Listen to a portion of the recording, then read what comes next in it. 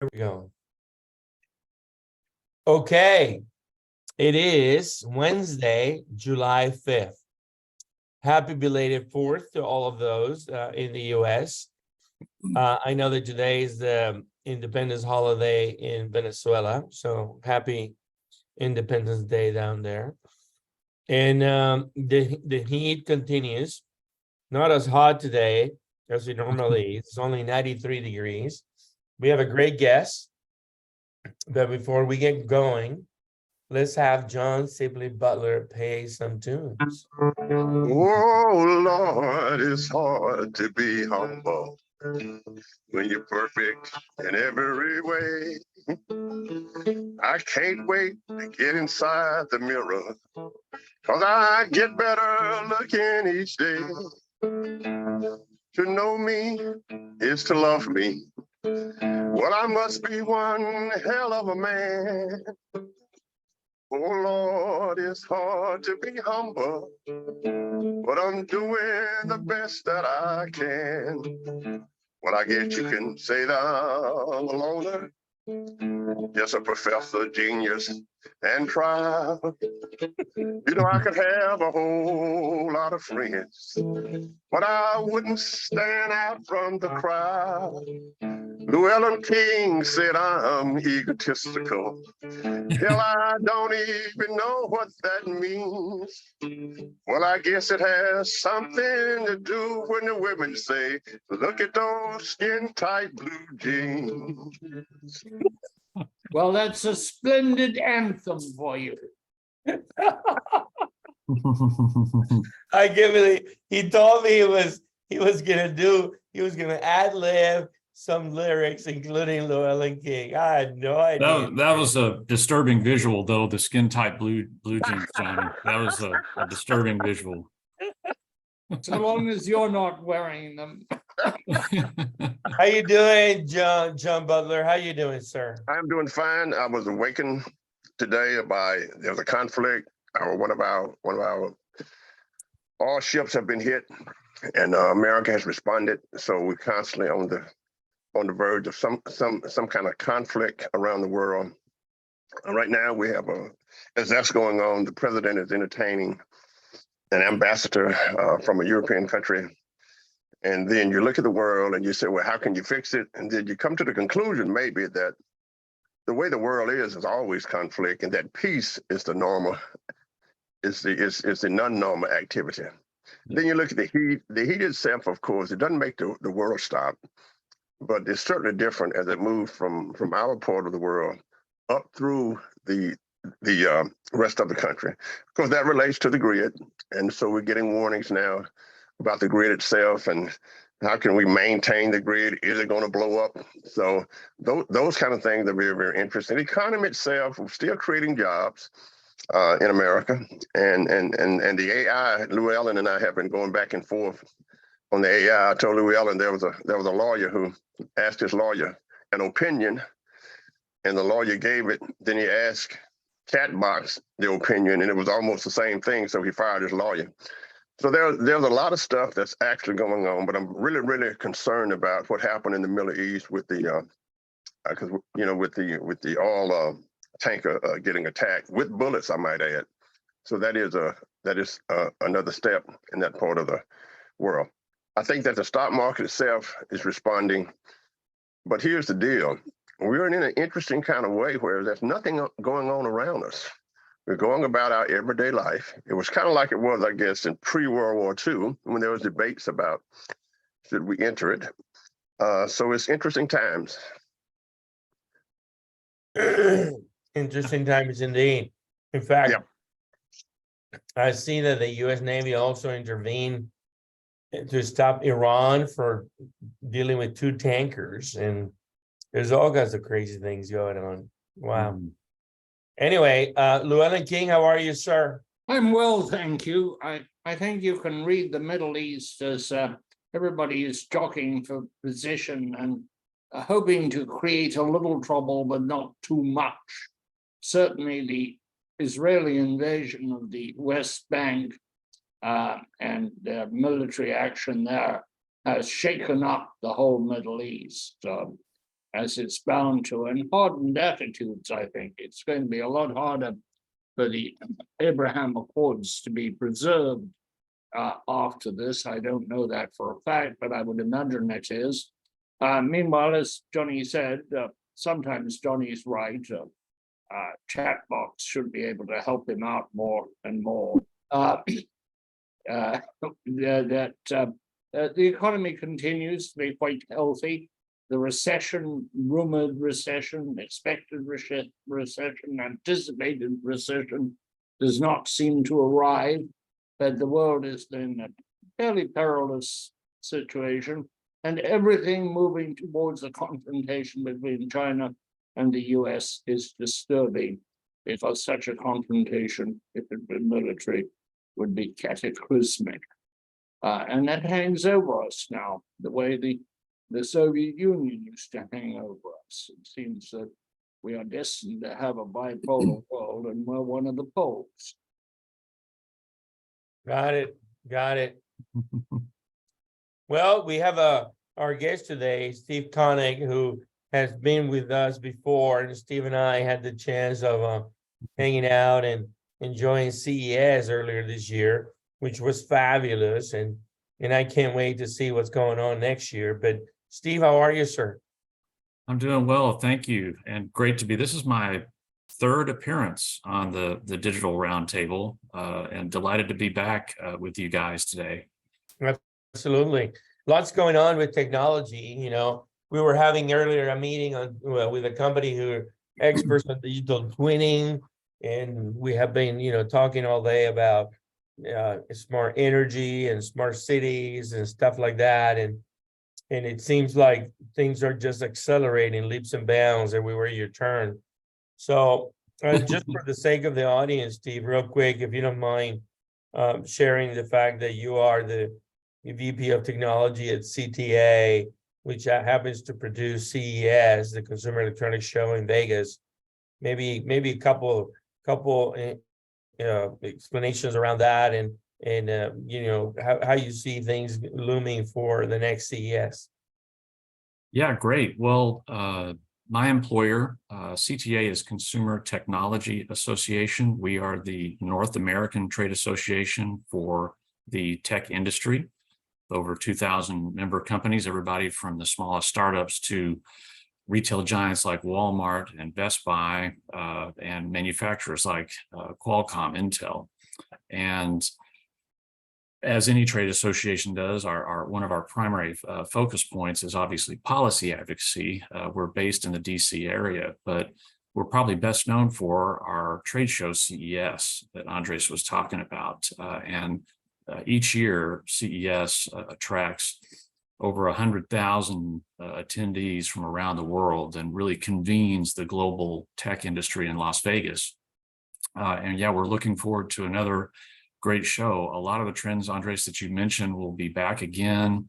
One thing to add that we saw this year was the early steps of the metaverse, and some of the early steps that is happening there with innovation. Obviously, AI was omnipresent, but also other trends like sustainability, a very horizontal trend across the industry, not just with products, but across packaging and so forth, everything that has to do, and then just companies wanting to be more sustainable, which kind of plays into smart cities, doesn't it? So a lot of innovation there. You mentioned digital twinning, really, really interesting, and just more and more applications just keep spilling out. So we're looking forward to a fantastic event coming up in roughly 6 months in Las Vegas next January. Yeah, it'd be interesting to see it real quick, Steve. And I don't know how much has already permeated, but the FAA published their first guidelines to what they call the vertiport economy. Basically, the beginnings of the semblance on Blade Runner. You have the vehicles that are hopping from building to building, and people live up there in the clouds. And these vertiports are supposed to be designed in a certain way and located in multiplicity, because you need like 20 or 30 of them in a city. No longer a single airport to move people, but now everybody flying around in shorter distance flights to get rid of traffic and other things, and Yeah, urban air mobility is what we Yeah. describe it And as. so I don't know how much of that is going to reflect itself into the blend of transformation and smart cities at CES, but it was the standards that you can look it up at the FAA's website. Yeah, no, that's interesting. We actually, urban air mobility, the roots of which are obviously drones, for more consumer and commercial purposes. But yeah, more and more, several years ago, we had Bell helicopter with a prototype model that looked like an enormous, imagine a helicopter body with more like the drone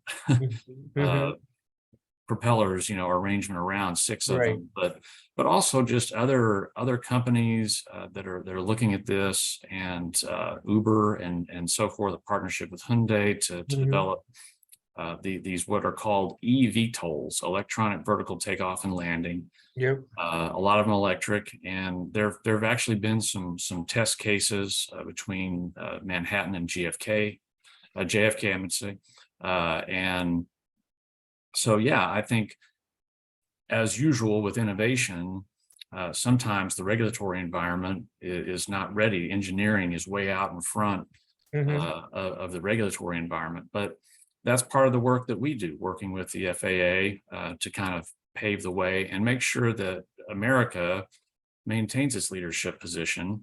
And that includes everything from semiconductors to new innovations in transport and so forth. First responders, another application for these eVTOLs, much easier to, thinking about traffic.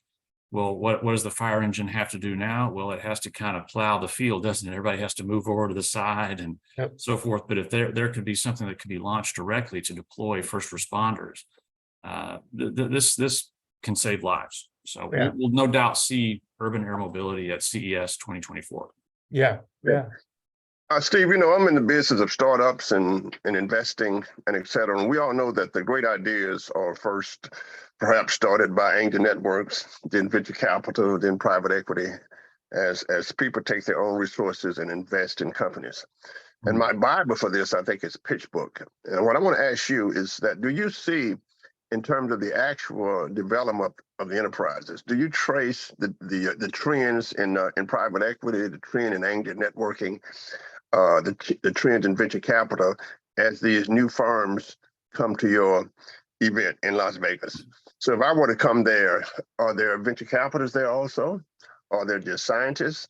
Who's there to make sure that the enterprises are launched into the market as a startup, or hooked up with the military, or hooked up in other ways? Yeah, great question. And CES really attracts the whole human value chain, if you like, when it comes to the industry, from engineers and geeks to ministers, government officials, and so forth. But yes, we have a special place actually at CES for startups called Eureka Park. And that's where we showcase hundreds of startups from around the world, and actually countries curate pavilions. So the answer to your question is absolutely, investors are there, but not just VC, angel investors, and so forth, but also the investing arms of major firms like Intel, Samsung, also looking to capture that nascent innovation. Because you're absolutely right. I think the startup environment is the real cradle, if not crucible, for a lot of innovation that takes place. It's not just from big companies like Apple and Samsung and LG, but a lot of these smaller companies. And that's why we created this space. And it's over at the Sands, the Venetian conference area, but it's called Eureka Park. Once again, hundreds of startups from around the world. Yeah, that's good. Yeah, to see the global, because I know that England has gotten very, very active in this. And our economists and people on the nightly news, they never talk about startups. They just talk about the stock market as if it just got there by itself, right? Because as we know, what you're doing, it's the future of the economy. It's the future of jobs, or the technology transfer. It's the future of everything that we do. So I guess my last question would be, in terms of your data that you have, do you track them? Do you look at where the investors come from? Are they coming from different parts of the world? Like you said, are they coming from corporate investors such as Adele? Are they coming from individual investors? Are they coming from universities? People who have university technology transfer centers. Do you track any of that data? Well, we don't track it per se, but we definitely hear stories from our exhibitors and more, like you mentioned, the countries that curate these pavilions. I would add France really as another country to look at that's very keen on supporting startup innovation. The organization there, La France Tech, has had a major presence with dozens and dozens alone from technology startups coming from France. But we do hear stories across all those domains that you mentioned. Again, we don't track this, but we've been able to ascertain by really stitching together different stories and then what we're seeing in other sources about roughly around $2 billion worth of investment that has happened because of Eureka Park. So it's a major deal, and we're actually looking to do more in the coming years to more cultivate that. And we have a program called Match at CTA that actually we're expressly, as the name implies, match up startups with investors. And so startups can apply, and we offer this to the investment community. And that program's been around for about a year. And we have these kind of match events, and we will have, the first one was at CES 2023, kind of proof of concept, and we'll have the same again at CES 2024, which will really put together tech startups with investors, see if we have a match, a fit. And that is definitely something that where we will start tracking, like how many dollars have been invested through this program. So stay tuned. Okay, thank you. Excellent. Yeah, I happen to have been there earlier this year, and the Eureka Pavilion was gigantic, and it had, I don't know, I lost count, but there were more than 30 countries. Oh, it's a menagerie. Yeah, and then there was all kinds of US companies chasing all kinds of sectors. So, Llewellyn? Yeah, well, I have two questions. One of which is, how are you going to deal with the unauthorized flights in urban air mobility?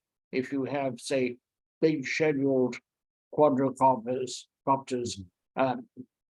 ferrying people to an airport, how do you stop the guy who just bought one at the hobby shop from flying it into this thing loaded with people?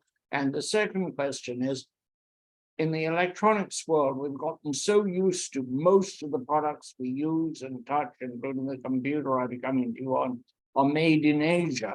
Are we succeeding in bringing that trade home? Are we going to get a day again where we can buy a telephone made in America? Good questions, Llewellyn, and as always, great to see you and be with you today. Likewise, Steve. So yeah, the urban air mobility equation is still being solved, I think, and you raise a fair point. I mean, this is, but I would expect it to follow a similar path as civilian aviation and other just kind of low level, if you like, low altitude commercial aviation. And that'll be very scripted by the FAA. But this is like a whole new domain that has kind of opened up. You've had, helicopters operating and flying around, either it's tours or transporting people or medevac helicopters. Johnny may remember some of those from his Vietnam experience coming in. But in any case, I think, yes, this will be worked out. And what we endorse is really a partnership between regulators and industry to figure these things out together, to put forward a Steve, we do now have a world in which any individual can invade the airspace, and that's new. Yeah. Just mention that because that is going to be a very complex and difficult equation. Please, shall we go on to the question I asked about inshoring or whatever? Yes, and that's a topic that has bubbled up on our radar at CTA on the policy front, is this idea of reshoring, which is really a function of broader notions of decoupling from China, but reshoring is itself not a new trend. It's been going on for a while, and the pandemic certainly accelerated a lot of this as businesses kind of woke up to the risk and exposure of supply chains and sought to shorten those. But bottom line, I think that yes, we will see a modicum of manufacturing return to these shores. But unfortunately, this topic has become not only politicized, but increasingly emotional, which kind of goes hand in hand with politics, doesn't it? And there are a number of policy proposals circulating in Congress today that would seek to bring back all like around printed circuit board manufacturing, or even raw materials, processing of raw materials for downstream manufacturing. And they assume that we can just bring all this back. Well, we may not want to, because some of this would require a lot of changes in EPA regulations. For example, we also, I think politicians look at jobs, maybe principally they ballyhoo, hey, we're going to create all these jobs, but we're also going to create a lot of pollution. We're going to tie up our logistics network. Johnny mentioned the grid earlier, which is not ready for just an onslaught of manufacturing coming back. Also, these proposals ignore our treaty allies, which can certainly help us. Germany, UK, Japan, South Korea, etc. So I think that we will see some technology manufacturing come back in different facets, but this is also, I think, going to play out over many, many years. I mean, even China itself took decades to kind of build out the infrastructure that they have today. So similarly, you've heard that Rome wasn't built in a day. Well, neither will reshoring. And so I think that's one of our jobs, is to kind of work with policymakers to create an environment that makes sense for America, because I think a lot of this is short-sighted, that we can just bring all this back. And I didn't even start talking about the costs involved, because when you start paying more for labor, materials, logistics, etc., who bears the burden of those costs? Well, we do as consumers. So that's another consideration as well. And I think also what we're realizing globally is, just thinking about China, is that we can move some operations away from China, but probably not all of them. So what are the hotspots in Asia or anywhere in the world for electronic manufacturing outside of China? Yeah, well, and this is a great point, Llewellyn. So a lot of people have been looking at alternatives since the pandemic, especially looking around the world from Mexico, Vietnam, Malaysia, etc. But here's some interesting statistics. So China has 76 port terminals to handle these big container ships. Well, if you look at adjacent countries around Southeast Asia, like I mentioned, the combined total across those countries there's 31 port terminals, so less than half. So China has this huge capacity.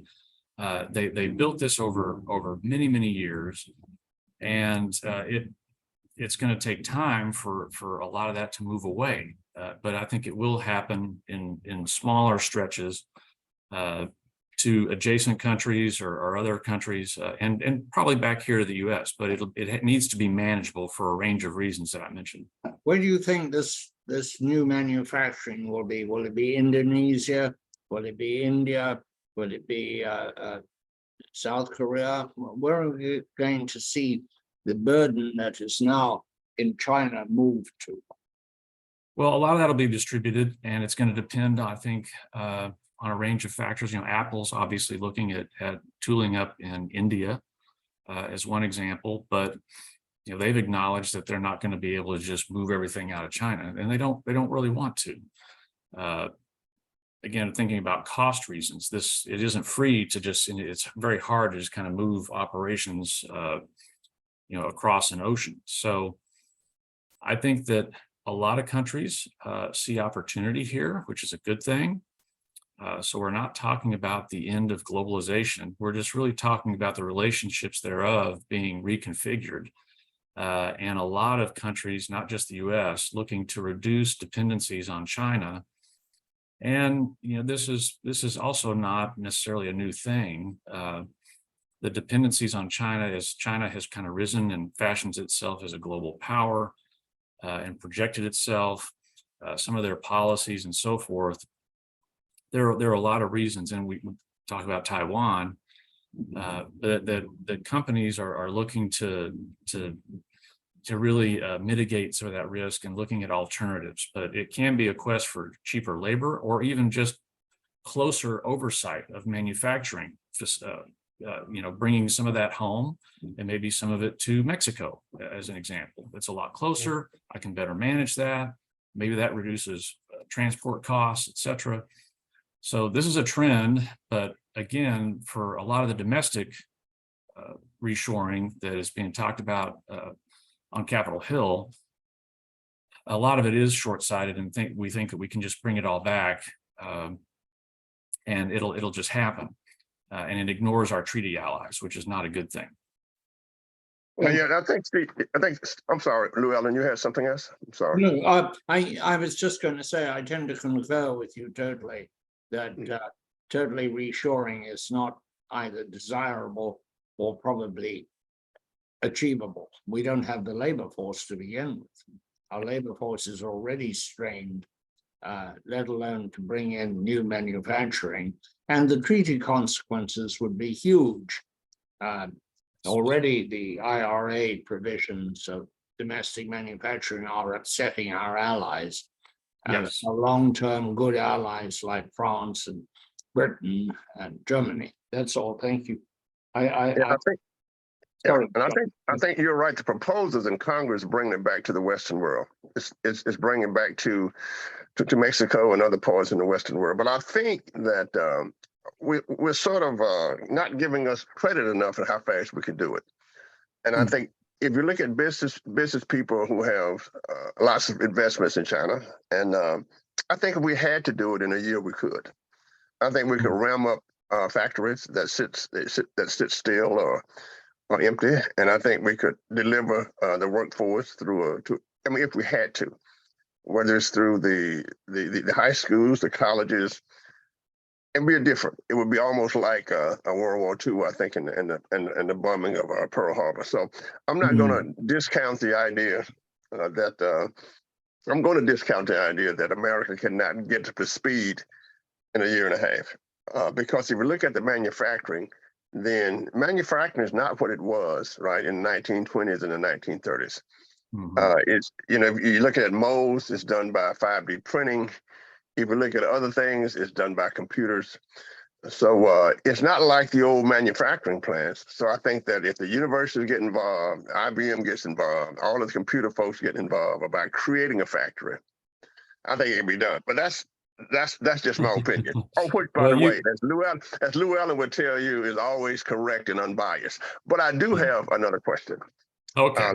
Looking at technologies, I think that, of course, you do not have the military technology there, and you don't have to answer this question for national security reasons. When you look at what's happening in the application technologies within the American military, whether it's from flight, whether it's bases, places that we don't know, do you get a chance to look at that technology at all? All thing you can say is yes or no. Well, that would violate my agreement. No, I'm just kidding. No, we not really, but bringing up national security in the military is an interesting intersection with the reshoring conversation and the broader kind of decoupling dynamic. Because interestingly, and this is again where a lot of these policy proposals, I'm with you that kind of the can do, America can do, and the industrial complex for wartime, that was extremely serious. We're talking more of an economic factor, and maybe jobs wouldn't be needed with automation. Thinking about industrial IoT and so forth, we wouldn't need that many jobs. But in any case, yeah, I think that well, there are a range of issues that we've got to sort out, but the electrical, how are we going to generate all this power, Mhm. pollution concerns, and so forth. Yeah, those are things we've got to slow down, which is, I think, the main point. Slow down and rethink about how we're going to do this. Right. Uh, I'm So sure they have Steve- a plan for that. Yes, go ahead.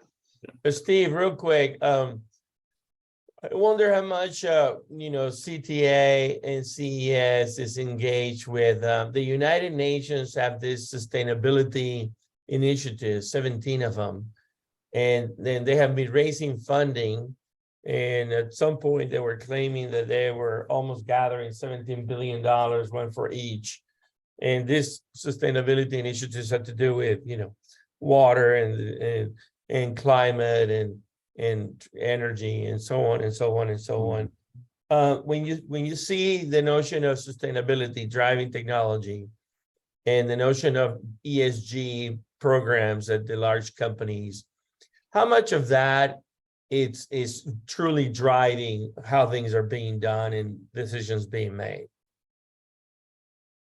Well, it's tough to say. I think there's a lot more scrutiny these days around ESG, but there are more, shall we say, more culturally minded leaders today, and businesses that are looking to really position themselves, and this is intentional for customer reasons. Thinking about Gen Z, generational cohorts have a lot of different ideas and so forth. But sustainability at CES, that was definitely something that we saw really across the show, and I think that's going to continue. And I think that's a really good thing. That there's a rising level of consciousness in the business community around sustainability, and organizations, not only the organizations that, what they produce, but how they act, and how they conduct themselves, and efforts to reduce power use and impact on the environment, carbon footprint, et cetera. So yeah, I think we'll see a lot more of that, but there is more scrutiny, certainly in the investment community. Right. Let me just tie off my response to Johnny with his question, because I wanted to also mention that, with decoupling, there's been this tit for tat between the U.S. and we know Janet Yellen's on her way over there pretty soon to hopefully iron some things out. But most recently, China announced export restrictions on some metals, gallium and germanium, which are used in a variety of processes, which raise alarm bells in Japan and Korea. And then we've responded, so to speak, with restricting Chinese companies' access to U.S. cloud computing services that use AI. So this is not heading in a productive direction with this, but some of these policies that are being stood up have unintended consequences. Now, what do I mean by that? Well, interestingly enough, did you know that some of the chips that are used in missiles are also used in washing machines? So if you restrict certain chips to be exported to China, then that could affect other industries outside of national security, because we know we're putting chips and bits of silicon into just about everything today. Yes. Yeah. But there's no doubt that if you were to look at some of the electronics that you buy with chips and trace it back to the server, then the server's in China. That's all I'm saying. Yeah. I've got a question about new materials. We hear a lot about new technology, but new materials can be quite revolutionary. For example, in electric transmission, there are new transmission lines being developed, and one of them is being manufactured.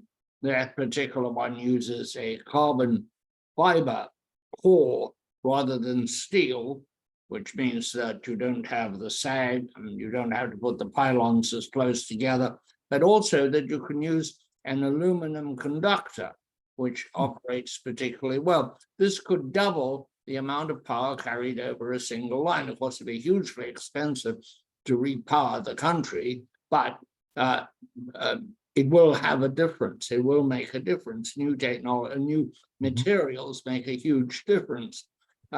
In electronics, are new materials on the horizon? Are they important? And can we bypass some of these essential metals and rare earths that pass through China at the moment? Yeah, well, new materials, I'm not a material scientist, obviously, but what I can say is that, yes, I think they're looking at not just in tech, but like you said, in the electrical sector, electricity sector, power sector, a variety. But one of the things that we have seen, and we've seen this at CES, is actually kind of the inverse of what you were talking about. Instead of developing new materials, reducing use of rare earth metals, like in battery. EV batteries is a great case for this, where they use a lot of cobalt. And Ford actually announced a little while back that they were working on, I'm sorry, it was GM. Ooh, that was big. It was GM, not Ford. That they were working on technology that would really greatly reduce the use of cobalt in batteries. So alternative battery chemistries and technologies. Also, in other areas of the industry, like LCD displays, Canon announced that the camera company, that they had developed a process to create LCD panels that reduces, I've forgotten the name of this rare metal, but it's very expensive and it's very toxic if not disposed of properly. So getting rid of that or using an alternative is highly desirable and congruent with what Andres was talking about with sustainability. So it's profitable, it's more profitable, it's less costly, and it's better for the environment. So it really creates a multiple win scenario. But a lot of that innovation is happening. And yeah, no doubt we'll see more new materials and other things at CES 2024. Yeah, Andreas had done an analysis of all the materials that we need to produce X, Y, and Z. I don't know if you remember that, Andreas. Yeah. But you had an analysis where all of the company, the country of origin, what we need to do X, Y, and Z. And Llewellyn knows that I was working with Steve Bonner on this stuff in another day, so I'm sure he's going to jump on me.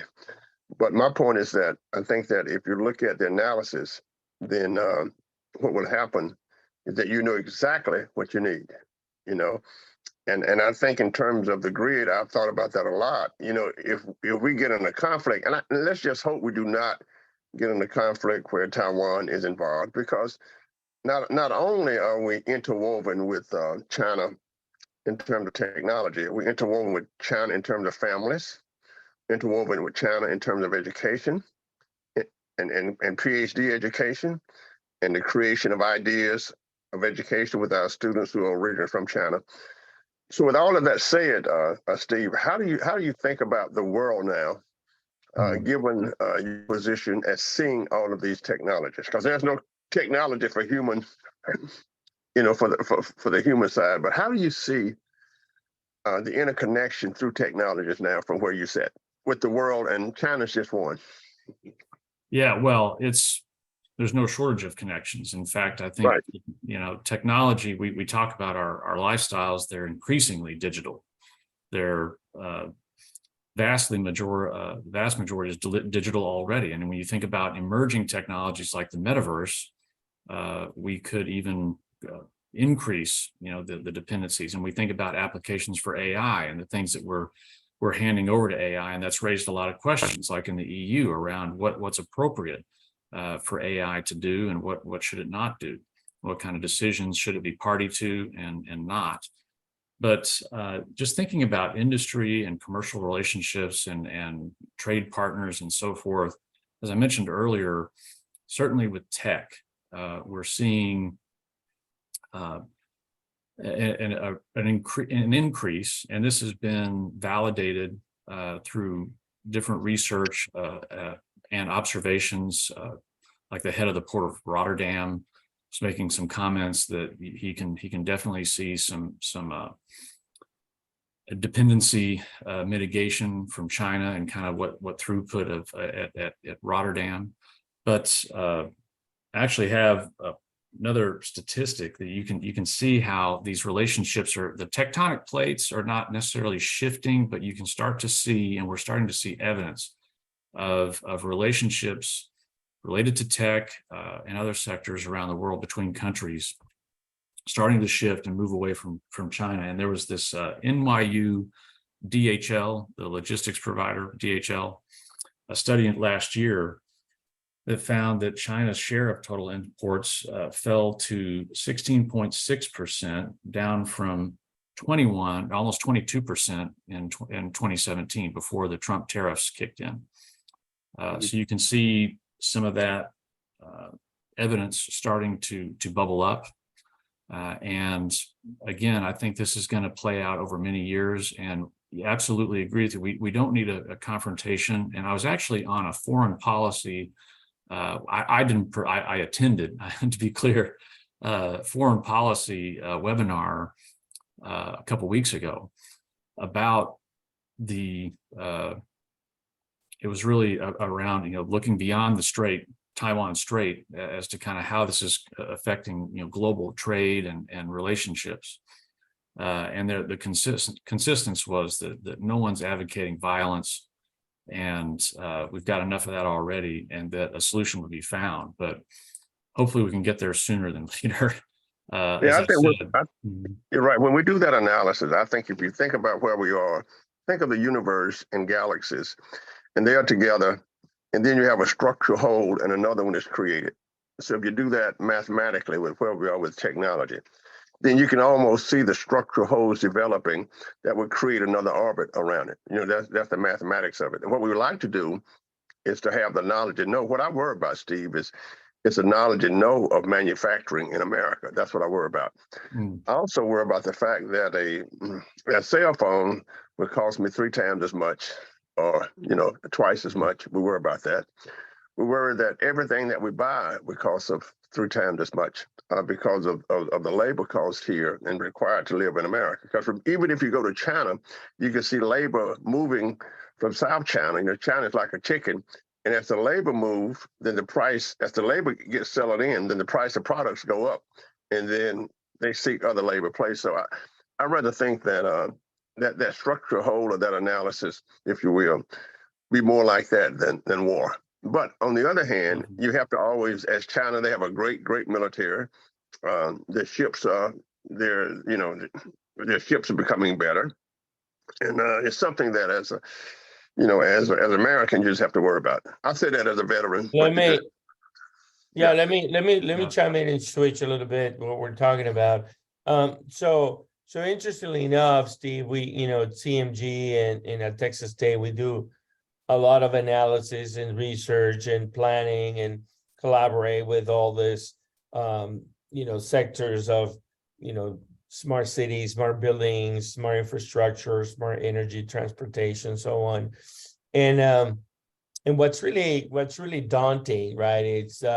It's probably no different than when it was 20 or 30 years ago when we had no idea or we didn't know what we didn't know. But the grid itself, for example, is a data point, right? If transportation electrification happens, the production of energy in the grid itself will need to deliver 28 times what we do today in the US, 28 times. So it's not double, it's not triple, it's not 10 times, it's 28 times, right? If you think about rare metals and everything that is going to go into all these batteries, the amount of mining that needs to happen anywhere needs to grow 1,000-fold. Not 100 times, not 200 times, 1,000 times, right? So the amount of what that creates, John Butler, in my opinion, is an incredible amount of new innovation needed to do things cheaper, faster, better, right? So that said, Steve, there is something the CES has had over the last 3 or 4 years, and I see it in droplets. The last CES was a little more magnified, but I am waiting to see what's going to happen with robotics at all levels. And I feel like it's coming at us and we have not really been paying attention. What's your thoughts on robotics? And in order for reshoring to work, in my opinion, John, it would have to be 100% robotics, right? Remove the labor factor. Mhm. Yeah, well, robotics has long had a presence at CES, and I think more and more in recent years, not just kind of toy robots and fanciful ones like that you might see, but or other consumer applications like a robotic vacuum, as an example, but more commercial oriented robots. And I think, we will still see more of that as industrial IoT starts to happen more and more, fundamentally based on 5G, AI, but robotics definitely is part of that. And I tend to agree with you. I think ironically, we used to really worry about jobs and so forth, and we still do.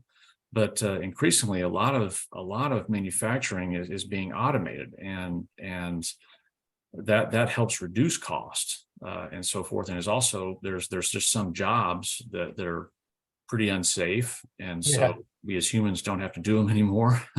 So think of it like this, Steve. In my lifetime, jobs have been dumbed down. Llewellyn learned how to fly an airplane. Yeah. In Vietnam, we flew the Hueys. They just touch a button now. I can remember when I was a kid, my mother liked to get behind Miss Abaz, say, "Bon, come on, Sabah," because when she was checking the grocery out, she was fast, but now you just go beep, beep, beep, beep. Yeah. I learned how to do statistics and modeling on my knees with a large pieces of paper rolling out. Now my PhD students just hit a button. One of the things that I realize is that as we move more toward technologies, the requirements for jobs are less. Or they're changing. Or they're changing. Yeah. So they're changing in the sense that if I'm a college student going in now, maybe I don't have to worry about writing an essay. Maybe I can just use chat box. And I can tell you this, how many pilots do we have now who cannot fly an airplane? Yeah. So my point is, it might be interesting relationship, Andreas, that as we move toward another kind of workforce, then the workforce would be like the checkout person in the supermarket. They don't have to hit numbers anymore like when I was a kid. Oh, indeed, I have an automobile when it slows down and just goes around the car. So what do you think about the dumbing down of the American workplace? I'm being smart in a different kind of way. And when you say that, the kids can already do this in elementary school and in high school. Well, one of the reasons that a lot of this innovation is happening around increasing productivity and so forth, that and I was going to say this earlier, but I think 20 years ago, technology was the nice to have. And these days, humans are the nice to have. I mean, the fact of it is that we can't hire enough workers. I mean, there's a huge gap, and we have a very low unemployment rate right now, but there are more jobs posted in America than people to fill them. Right. And the bottom line is that the part of that reason is that we need more technology innovation, as we've established. And as Andre said, I mean, it's going to happen. And I think that future is definitely going to modulate education, skills requirements, and that's going to level up our economy. It's going to level up our society. And instead of people filling gas tanks, they're going to be programming charging systems for electric vehicles. I think you can do that. But if you see my mother's writing and look at people how they write today, I mean, they could write. My mother could write with the pen. But I'm saying that, Andreas, perhaps that person who fills in the gas would just have to look at it now, because the gas tank is going to just pop right in your car, and then they're going to have to manage it from the inside rather than never touch it. So I think technology might dumb down your unless, of course, you're playing guitar. Then an interesting thing, Johnny. The one difference between us and what's going on with automation and AI is that we are still the ultimate critical thinkers. So, for example, the latest job description, because with the AI tools, you don't have to learn to program, you don't have to learn to write, but you know what you need to do? You need to there's a new job called prompt engineer, where you need to be able to tell the bot exactly how to do it, and how to do it better, and how to filter it, and how to do the variables and this and that, so that what you're getting is really written or done precisely for the requirements that you are inputting, which requires, critical thinking. And so it's really interesting that, again, somebody that can talk and can think clearly can actually study to be a bot engineer, a prompt engineer. And in fact, some of the hottest jobs today, you don't go to school for, are all listed in Google or at Microsoft to be prompt engineers or search engineers using their tools. Right.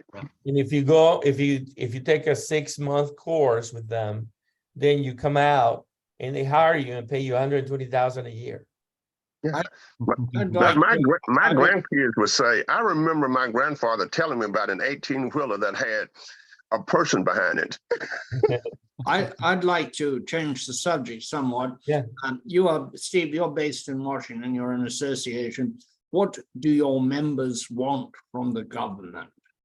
What are the high on the list items that you're lobbying for, or that they are lobbying for? Yeah, well, I think just generally, I think a sound regulatory environment that incentivizes innovation other than stifles it is a general theme. A lot of it has to do around trade. We know about the tariffs and so forth, but there are a number of trade barriers, and I just described a couple of them. Was thinking about China. A lot of our members obviously do business with China, and this has real impact on them. We've long endorsed free trade and so forth. So those are two of the big items, I think, just generally. And when you get down below that, there are probably very specific things from company to company. But yes, I think those are the two big ones. Let's talk about regulation. I'm interested in regulation because I'm interested. It can either be very restricting or it can be part of the solution. What kind of regulation are you talking about? Are you talking about social media content regulation or something more technical? Well, I think generally more technical and just more prescriptive requirements about things that you can do and you can't do, or this has to be passed through this. Some of that's good, like when you think about the FDA and some of their standards and so forth for approving, but other things, the regulatory environment generally, as we're talking with urban air mobility, there's a lot of innovation happening in that space, but the rules, not of the road, of the air, have to catch up, and so that's some of the work that we're doing. Working with policymakers, but trade is another just big one that is really challenging. And if we could just agree on free trade and do business, I think everybody, countries would benefit.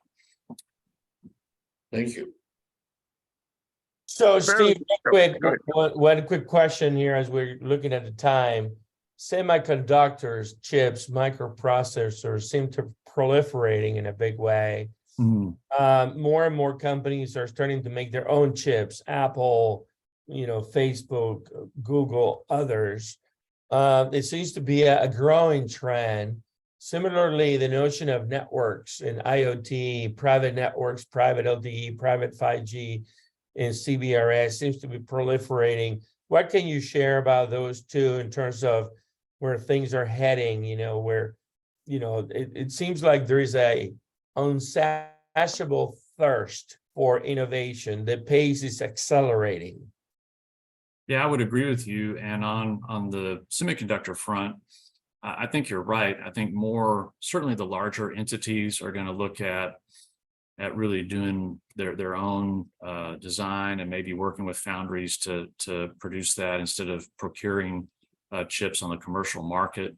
Smaller players just don't have that luxury or budget. But as far as networks, private networks, that's one aspect of 5G that's starting to get really interesting as 3GPP, the standards body that develops standards for 5G.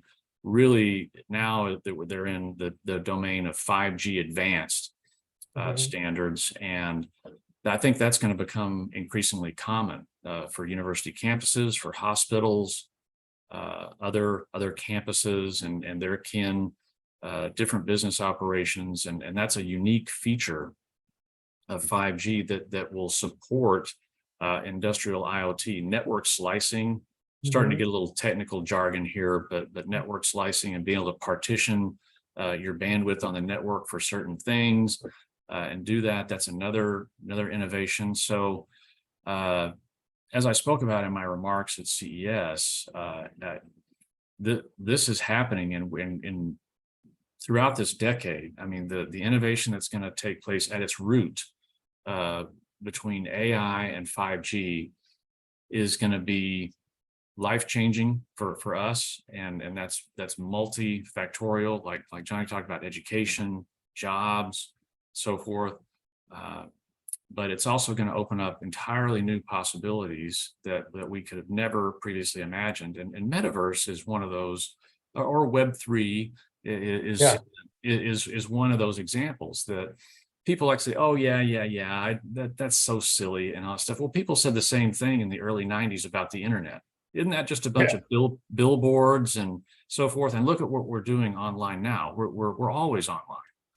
So I think you have to, we can learn lessons from history with technology innovation. And you're exactly right. I mean, the curve is up and to the right. And that's just going to only grow and increase, but it will take different shapes as AI plays a bigger role more and more.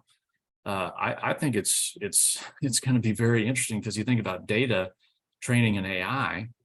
Well, a lot of that data was maybe generated by humans, but at what point is that the data training other AIs was generated by AIs? So it's this kind of cycle.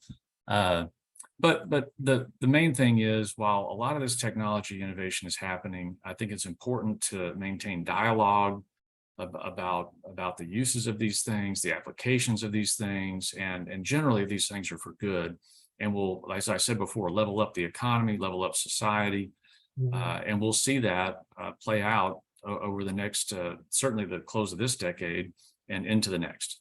Yeah. Well, you know, I'm sorry, Llewellyn. No, it's all right. Go ahead, John. Well, you know, I just want you to understand that people had the same concerns about the telegraph, the telephone, wireless electricity, cables that were being, laid for information.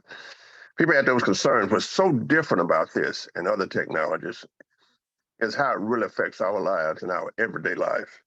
So we get used to the telephone, great technology. Television, great technology. Electricity, great technology. But this one is different. This one is very, very different. None of those could mimic us. None of those could be intrusive in our lives. None of those could cause a war. Yeah. We have always adjusted to the technologies, the latest being the computer. We just went from typewriters to computers. So as you think about what you do, you are on the cutting edge, as people have always been on the cutting edge. You're sitting there now. Yeah. And we know there's the beauty and the beast. And your question is, which one's the beauty and which one's because there's a possibility that AI could send us to war. It could kill friendships. It could kill me. I have a great friend in Houston, Texas. He made $300,000. He asked me, John Butler, do you have a cell phone? I said, I do. He said, you will be divorced soon. What he does is to take the cell phone, right, for divorce proceedings. So remember, there are the beauty and the beast as you go through with the technologies. Thank you. What are the chances, Steve, of a technology being sidelined? We saw essentially in this country from 1970 until today, nuclear power sidelined for social and political reasons, not for practical ones. Now suddenly the same people who once eschewed it are in favor of it. What are the mechanisms of sidelining, and do you see any technology that we are anticipating that could be sidelined? Well, nothing comes to mind, just now, but yeah, sidelining, and this is again why I say I think it's important that we maintain a dialogue about this, not only between consumers and government, but industry and government, to make sure that we're moving forward. But I can't. You stumped me on that one. Sideline I'll throw technology. in another one that has been sidelined and may remain so for quite a long time, which is supersonic transportation of passengers, not in military uses, but in passenger use. After the Concorde, there's been a hiatus. So, technologies can come into fashion and go out of them, as it were. Yeah, and for sometimes political reasons, as you said, with nuclear power. And that's again, I think some of our work is that we make sure that America's moving forward with an innovation-minded economy, and that the regulatory environment is conducive to that. Because you're right, I mean, politicians start getting involved, and as we were talking about with reshoring, they have this idea that we can just bring all this back and it'll be fine, but there are a lot of repercussions and risks that carry that. So we need to kind of slow down and talk about that. So that's the dichotomy, is that, as Andre said, innovation accelerating, but we, I think, as stakeholders in a lot of this, have to kind of slow down and have more dialogue about this. And I think that will happen generally. Yes. Yeah, I want to interject real quick before we sign off and share about our Digital 360 Summit. Steve is graciously going to be providing a keynote for us come September, and we're 82 days away from the event. And you can just figure it out how to join us by going to the website digital360summit.net. Similarly, I remind you that the dates are September 26th to the 29th, and we are looking forward to enjoying another fabulous time, as this is our 5th anniversary. These are the companies that spoke and keynoted and sponsored last year. And then as it relates to Texas State Cedar, this is the focus of the 14 labs and the 800 acres. We're about to issue an RFP for our solar farm, which will be 64 megawatts on 160 acres, and we'll be building a smart energy and utilities lab. And then later in the year, we'll be doing a smart mobility lab, 500 acres or so for autonomous connected vehicles. And I want to thank Texas State University for sponsoring the Digital 360 Roundtable. The other thing I wanted to share with you, Steve, is our own John Sibley Butler is a judge in the annual CNBC Disruptor 50. If you didn't know that. Oh, fantastic. And we have all these, insights into all the companies and what's coming on, and lots of interesting, fascinating stuff. I don't know how much of those companies get exposed to what you guys do, but it's all kinds of cool things going on. I know that, for example, Canva, which is one of the favorite tools that our team in marketing does, and my co-founder partner loves it. And they are so hot that they have forced Microsoft to change PowerPoint. They introduced a new product, but OpenAI, no surprise, is the #1 company in terms of all kinds of disruptors. And there's a long list of that. So anyway, I just wanted to bring that up, that we are in the heartbeat of what's happening every day. So any final thoughts, Steve, and what keeps you up at night in the next 90 days or so? Yeah, thanks. Well, there's no shortage of research and work to do with technology, but yeah, it's as we were saying prior to hopping online, it's fast and furious, and we're definitely got our sights set on CES 2024. Absolutely. Well, thanks for being here today. We enjoyed it very much. Gentlemen, Llewellyn, final thoughts? I just have this concern. It's not really for anyone's particular, it's not a question. And that is that we are rushing so swiftly into substituting technology for other human activities Now we're changing some of the very solid good things in society, the structure of cities, for example, movie theaters, for example, things like that that have been part of the fabric of our lives are really disappearing. And it's something to bear in mind. You know, it's wonderful. Linda and I sometimes talk about the pleasure, you're in Washington, Steve, of Garfinkel's, the great store, where you could walk through it and feel like $1 million just because it was the kind of, now you do it online. It lacks the same dimension. That is a subtraction from human value, in my view. And we should take a careful look and see what we're subtracting while we're adding. Johnny Sibley Butler will tell you that, as he's a mathematician, that if you add, you may also subtract. The zero-sum game is hard to achieve. Cheers. Well, you know, you're right, Llewellyn, but it's not just addition, it's multiplication, physics, and algebra all at the same time. Yeah, we want to multiply opportunities and we don't want We got to division. multiply We don't want to opportunities. That's divide. what we need to do. Llewellyn's exactly right, and I think that as generations come, I can remember when people would never get on a train without a conductor. Now they go to Dallas, Fort Worth, and jump on the train, and it flies around doing 100 miles an hour.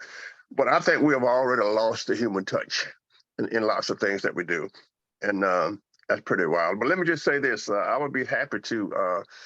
I want to ask you, can I contact CNBC technologists, disruptive technologists, about your event and ask them to get the companies out there so that maybe you can display them, or do they have to apply? These are from the CNBC disruptive technologists that I represented 512 CMG.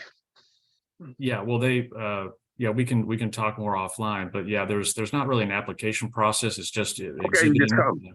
Yeah, exhibiting. So. Yep, absolutely. All right, gentlemen, thank you very much. Johnny, take us away. Oh, but it's a bloody murder morning. Baby left me without warning, sometimes in the night.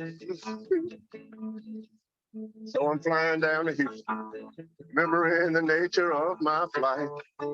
As we taxi toward the runway, smog and haze reminding me of how I feel. Just a country boy who's learning that the pitfalls of the city are extremely real. All the nightlife and parties and temptation and deceit, the order of the day. Well, it's a bloody morning, cause baby left me somewhere in LA. All right. Thank you, Yeah. John. Thank you very much. Okay, Thank you, take care. everybody. Thanks, Steve. Nice to Thank be you, with guys. you again. Yeah, Cheers. take care. Be good. Enjoyed it.